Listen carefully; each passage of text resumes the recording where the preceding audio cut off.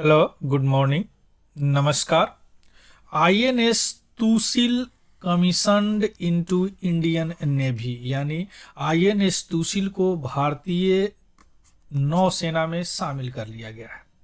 अब यहाँ पे हम देखेंगे INS means Indian Naval ship होता है। अब यहाँ पे देखेंगे कि आईएनएस तूसिल एक्चुअली है क्या, या कैसे बना है, इसका फीचर क्या है ना। इसके अलावे देखेंगे कि इसका स्ट्रेटेजिक इंपॉर्टेंस क्या है ना। ऐसा बताया जा रहा है कि हमारे चीन और पाकिस्तान अब डरेंगे इससे। तो आईएनएस तूसिल है क्या, या किस तरह का फ्रिगेट है, या कैसे काम करेगा, ये सारे चीज अभी हम समझने का प्रयास करते हैं। चलिए शुरू करते हैं। आईएनएस तूसिल, जिसे F-17 भी बोला जाता है, F-70 है ना, यानी F-70, यह एकदम latest multi role stealth guided missile frigate है। ये सारी चीज धीरे धीरे समझ जाएंगे। मल्टी रोल मीन्स बहुत सारा काम कर सकता है या शिप। इसके अलावा stealth guided missile frigate, stealth एक टेक्नोलॉजी होता है जो राडार उसको पकड़ने में नहीं पकड़ पाता है जल्दी। स्टील्थ गाइडेड और मिसाइल फ्रिगेट, यानी इस पे मिसाइल्स यानी वैसे हथियार, न्यूक्लियर हथियार, मिसाइल भी इससे उपयोग किए जा सकते हैं इस शिप से। क्लियर। फ्रिगेट उसके बोलते हैं कि एक मुख्य शिप होता है, पीछे से बहुत सारे शिप चलते रहते हैं ना, तो उसको बोलते हैं फ्रिगेट। ये पूरे को बोलते हैं फ्रिगेट। क्लियर। तो यह क्या है, आईएनएस तूसिल एक लेटेस्ट है स्टील्थ गाइडेड मिसाइल फ्रिगेट है ना। यह कमीशन्ड हो गया, इंडियन नेवी में शामिल कर दिया गया। और रक्षा मंत्री हमारे राजनाथ सिंह वहां पे प्रेजेंट थे। कहां पे शामिल किया गया, ध्यान रखिएगा, यांतर शिप यार्ड, कालिनिनग्राड, रसिया में 9 दिसंबर 2024 को रसिया के पानी में डाल दिया गया, यानी उस समुद्र में, और वहां से इंडिया में यानी काम करना शुरू कर दिया। इंडिया में आएगा, आप काम करना शुरू कर देगा, है ना। इसको शामिल कर लिया गया। क्लियर। अब यहाँ पे कई कीवर्ड है जो हम लोग को समझना है। सबसे मुख्य कीवर्ड यहाँ जो हम लोग को समझना है कि आईएनएस तूसिल एक्चुअली है क्या। क्लियर। चलिए, आईएनएस तूसिल, अगर कोई भी शिप होते हैं उनका एक क्लास होता है, उनका एक सीरीज होता है। ध्यान दीजिएगा, बहुत सारे डिफेंस में आप जाके चेकआउट कीजिएगा, बहुत सारे शिप जो कमीशन्ड हुए उसका मैं डिस्कस किया हूँ समय समय पर। जब भी वह कमीशन हुए थे, जब भी लॉन्च हुए थे, तो मैंने समय समय पर डिस्कस किया हूँ। एक बार चेकआउट कीजिएगा। यहाँ पे अगर क्लास की बात करें तो यह शिप जो है क्रिवाक 3 क्लास का शिप है। ध्यान दीजिएगा, यह शिप क्या है, क्रिवाक 3 क्लास का शिप है। और इस क्लास का यह 7th शिप है, यानी 7वां शिप है। देखिए, क्रिवाक 3rd क्लास में 2 तरह के शिप बने। एक बने तलवार क्लास, और एक बने क्या, Tegh class, INS Tegh class. Clear. यह क्लास का मतलब होता है कि इसमें जितने भी शिप होते हैं, इसमें लगभग इनका जो टेक्नोलॉजी होता है वह सेम होता है, इससे पहचान में आते हैं।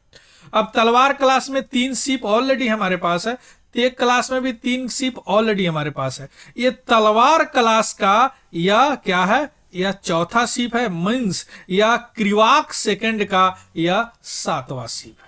आया समझ में। यानी आईएनएस तूसिल जो है यह 7वां शिप है, क्रिवाक 3rd क्लास का। आईएनएस तूसिल जो है फॉलो ऑन सीरीज ऑफ है तलवार क्लास का, है ना। और इसको प्रोजेक्ट 1135.6 भी बोलते हैं, वेसल, तलवार क्लास वेसल्स का। क्लियर। अब 3 अर्लियर शिप जो तलवार क्लास का, वो बनाया गया बाल्टिस्की शिपयार्ड, सेंट पीटर्सबर्ग, रसिया में, तलवार क्लास। और 3 subsequent Tegh class ship constructed हुआ कहाँ, यांतर शिपयार्ड, कालिनिनग्राड, रसिया में। यानी रसिया हमारा डिफेंस बहुत अच्छे पार्टनर है, उनके साथ नॉर्मली हम शिप बनाते हैं। क्लियर। उनके साथ ब्रह्मोस भी बनाए हैं हम लोग, है ना। तो इसमें क्या होता है, आईएनएस तूसिल में हमारा इंडिजीनियस कंटेंट बढ़ाते हैं, यानी हमारे इंजीनियर और उनके इंजीनियर दोनों मिलके बनाते हैं। और कुछ कंटेंट जो है इंडिया में हम लोग बनाते हैं, कुछ उसका पार्ट पुर्जा, और उसको असेंबल करते हैं। क्लियर।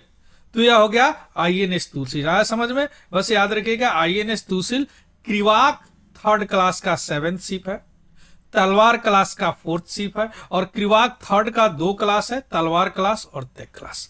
क्लियर।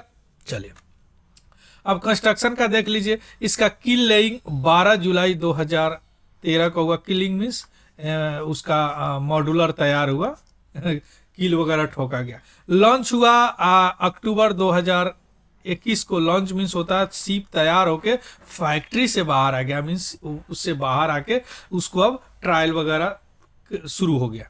सी ट्रायल कब इसका शुरू हुआ? 25 जनवरी 2024 को। और डिलीवरी एक्सेप्टेंस कब हुआ? 24 सितंबर 2024 का, जब बहुत सारे टेस्टिंग हो गए। और यह शामिल कब हो गया इंडियन नेवी में? 9 दिसंबर 2024 को।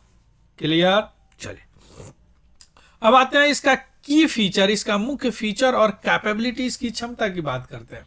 सबसे पहला क्षमता में यह जो शिप है INS तूसिल, इंडियन नवल शिप तूसिल, यह मल्टी डायमेंशनल वारफेयर में यूज हो सकता है। यानी कई अभी देखे ना, मल्टी डायमेंशनल वारफेयर युद्ध में इसका इस्तेमाल हो सकता है। इसको इस तरह बनाया गया है, इंजीनियर्ड किया गया है ब्लू वाटर ऑपरेशन के लिए। ब्लू वाटर ऑपरेशन मीन्स समुद्र के वाटर को ब्लू वाटर, यानी समुद्री ऑपरेशन के लिए बनाया गया है। और इसमें चारों तरह के युद्ध में यह शामिल हो सकता है, जैसे एयर वारफेयर यानी वायु युद्ध के लिए। जैसे इस शिप पे वर्टिकली लंच सैटिल surface to air missile use किया जा सकता है विथ एक्सटेंडेड रेंज, यानी इस रेंज विस्तारित रेंज के साथ।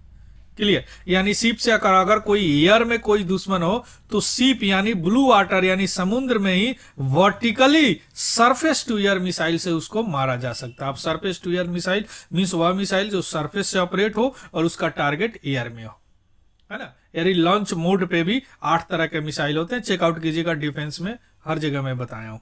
क्लियर? तो एयर वारफेयर यानी दुश्मन अगर वायु में हो उसको भी मार सकता है। सरफेस वारफेयर यानी सतही युद्ध में भी इसका इस्तेमाल हो सकता है। जैसे यहाँ पे indigenously developed BrahMos supersonic cruise missile, इससे इस्तेमाल किया जा सकता है। और एडवांस मीडियम रेंज गन भी इस्तेमाल किया जा सकता है।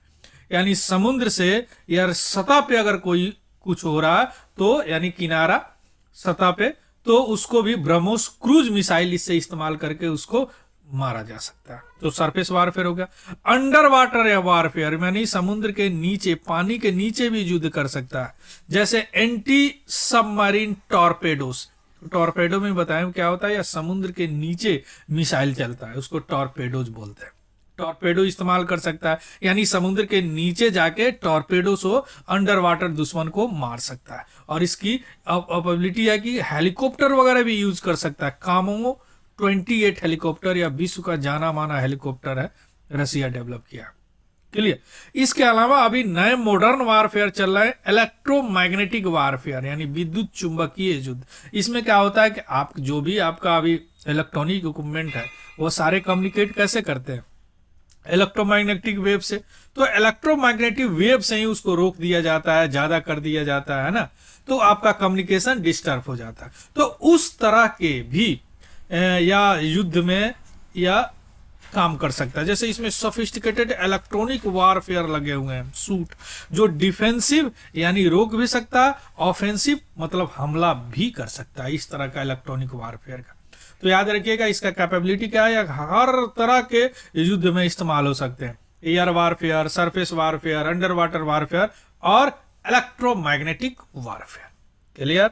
चलिए, इसके अलावा इसका स्टील्थ और सर्वाइबिलिटी को भी इनहेंस किया गया है। स्टील्थ मीन्स वह टेक्निक होता है जिससे रडार वगैरह नहीं पकड़ पाते हैं उसको, है ना। सर्वाइबिलिटी मीन्स कितना दिन सर्वाइव करेगा या अंडर वाटर में, है ना, यानी कितना टिकाऊ होगा। तो इसका स्टील्थ फीचर है ना, या इतना मॉडर्न डिजाइन एलिमेंट दिया गया कि या रडार, एकॉस्टिक और इंफ्रारेड सिग्नेचर भी इसको नहीं पकड़ सकता है, इसको INS तूसिल को। ऑटोमेशन की तरफ यह ज्यादा ध्यान दिया गया, यानी या इसका इनहेंस ऑपरेशनल लेवल को बढ़ाने के लिए ऑटोमेशन इसमें किया गया, यानी ऑटोमेटिक चीज ज्यादा डाला गया।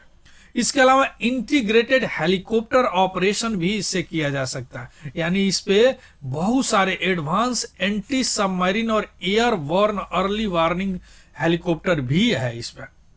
है ना। शिप में चलने वाले एक अलग तरह का हेलीकॉप्टर, जैसे कामो 28 या एंटी सबमरीन वारफेयर में इस्तेमाल हो सकते हैं। कामो 31 एयरबॉर्न अर्ली वारफेयर में, यानी अगर दुश्मन एयर में हो और हमको अर्ली वार्निंग मिल गया, है ना, किससे, हेलीकॉप्टर से, उस पर कुछ सोफिस्टिकेटेड चीजें लग रहते हैं और हमने उसको या तो ऑफेंस किया या डिफेंस किया, है ना, हमला किया या बचाव से। इसी तरह एंटी सबमरीन में यह होता है कामो 28। तो यह इतने तरह के इसके फीचर और कैपेबिलिटी है किसका, आईएनएस तुसिल का। अब आते हैं स्पीड और प्रोपल्सन सिस्टम की बात करते हैं। तो यह जो पावर का गैस टरबाइन प्रोपल्सन प्लांट से यह चलेगा, यानी गैस से यह चलेगा, ऐसा नहीं कि इसमें न्यूक्लियर एनर्जी वगैरह चलेगा, है ना, गैस से चलेगा। और यह इसका स्पीड है 30 नॉट्स, यानी 1 नॉट्स मीन्स होता है लगभग 1.8 समथिंग किलोमीटर इसका स्पीड है। और तुरंत कार्रवाई यानी Swift mobility high risk high stack scenario में, यानी कोई इमरजेंसी हो तो वहां पे त्वरित कार्रवाई कर सकता है। क्लियर, स्पीड और प्रोपल्सन सिस्टम यानी फ्यूल सिस्टम की बात हो गई। अब हम आते हैं कि क्या इसका स्ट्रेटेजिक इंपॉर्टेंस क्या है, इसका रणनीतिक महत्व क्या है। यह फोर्स मल्टीप्लायर होगा, यानी हमारे फोर्स को 2 गुना 3 गुना अचानक बढ़ा देगा। कैसे, आईएनएस तुलसी जो है, आईएनएस तुसिल जो है, अभी आप देखें यह नेवी कैपेबिलिटी को air, surface, under water, electromagnetic हर तरह से इस्तेमाल, हर तरह से यूज कर सकते हैं, हर तरह ये इसका इस्तेमाल कर सकते हैं। तो फोर्स को मल्टीप्लाई करेगा कि नहीं।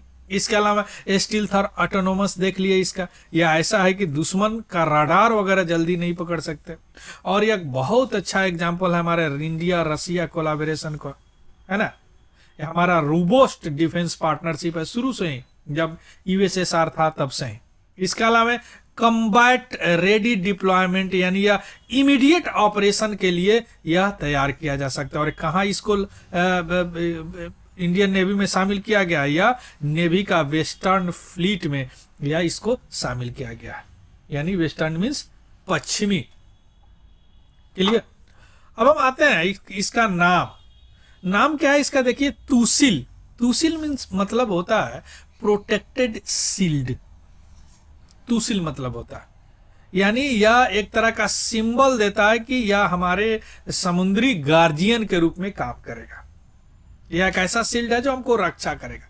अगर मोटो की बात करते हैं तो इसका मोटो है निर्भया, अभेद्या और बलशील, यानी फियरलेस, इम्पेनेट्रेबल एंड रिजोल्यूट, यानी बलशील, निर्भया, अभेद्या और बलशील इसका मोटो है। इसका तुसिल का मीनिंग क्या होता है, एक ऐसा शील्ड जिससे जो हमको रक्षा करे, प्रोटेक्टेड शील्ड।